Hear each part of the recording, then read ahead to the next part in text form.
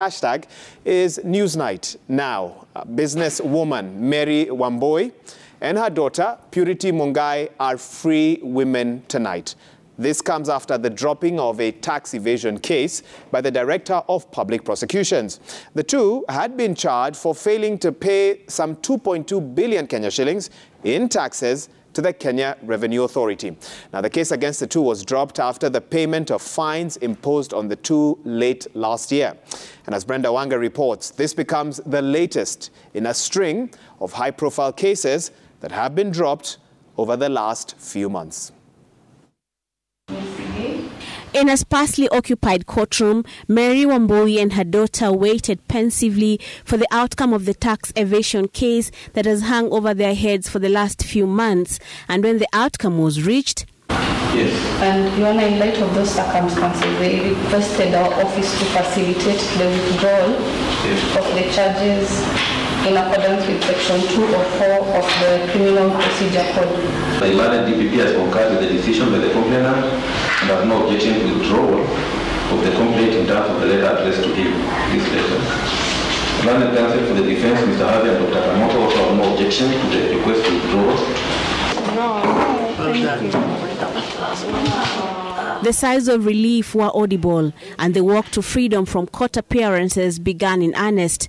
The two leaving behind the 2.2 billion shillings tax evasion case that saw them arrested and charged, along with their company Palmer Holdings, with 8 counts of knowingly and unlawfully omitting taxes due to the income tax returns submitted to the Commissioner for Domestic Taxes for the period between 2014 to 2016.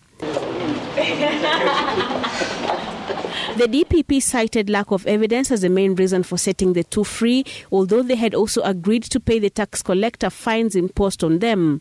In earning their freedom, the two will also get back their 50 million shillings cash bail. The two joined the growing list of high-profile cases that have since been dropped by the Director of Public Prosecutions under the Kenya Kwanza administration. The magnanimity of the DPP, clothed in the insufficient evidence cloak, has seen graft cases against the Deputy President Rigathi Gachagua, CS Aisha Jumwa, former Nairobi Governor Mike Sonko, as well as former Kenya Power boss Ben Chumo and 10 other officers accused, amongst others.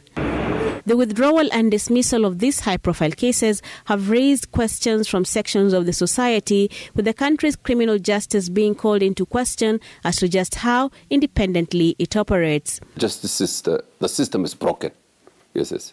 I mean, this is a system that doesn't work. It has not worked for God knows how many years. Nobody is serious about repairing it. So this is just one symptom of a system that has broken over a long period of time.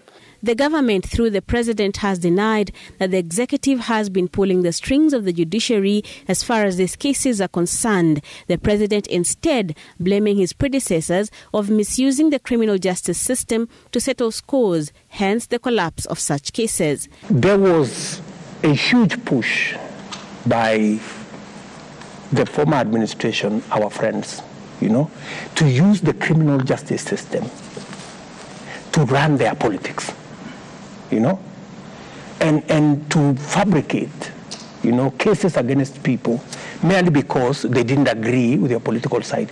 It is in the public domain, my brother. Many governors, they were called, we are going to do this, we are going to start a file for you, you must be in Azimio. The judiciary, on its part, has also maintained its independence and commitment to upholding the rule of the law. Brenda Wanga, Citizen TV, Nairobi.